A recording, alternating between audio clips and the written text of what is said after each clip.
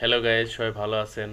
আজ আপনাদের সামনে কিছু কথা বলবো, কথাগুলো একটু মনোযোগ দিয়ে শুনবেন। ধন্যবাদ সবাইকে।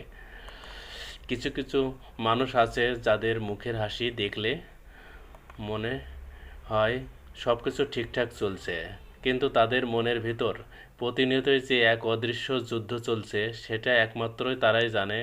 আসলে পৃথিবীতে কিছু মানুষ আছে যার যত চেষ্টা করুক না কেন অশান্তি যেন তাদের পিছনে ছায়ার মতো লেগেই আছে।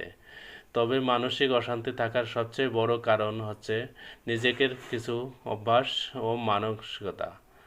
তাই পর্যবেক্ষণ করলে দেখা যায় এই ধরনের মানুষ সবচেয়ে বেশি অশান্তিতে থাকে। তিন ধরনের মানুষ।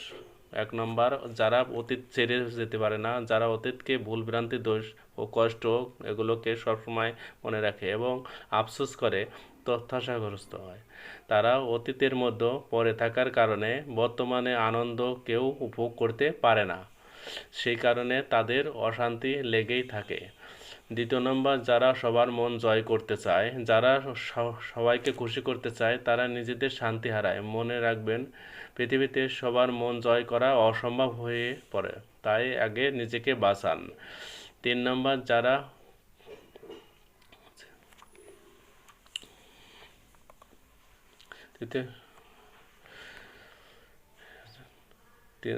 যারা তুলনায় বাঁচে।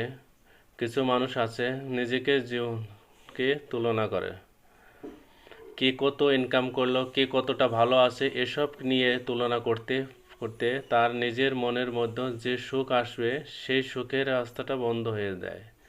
ফলে তাদের মানসিক অশান্তি সবসময় লেগেই থাকে। মনে রাখবেন, শান্তি আসে তখন যখন আপনি অতীতকে ভুলে তুলনাকে ধীরে সরিয়ে দিতেন, নিজেকে অগ্রগতি দেন। প্রভূত সুমঙ্গল। ধন্যবাদ সবাইকে, ভালো থাকবেন।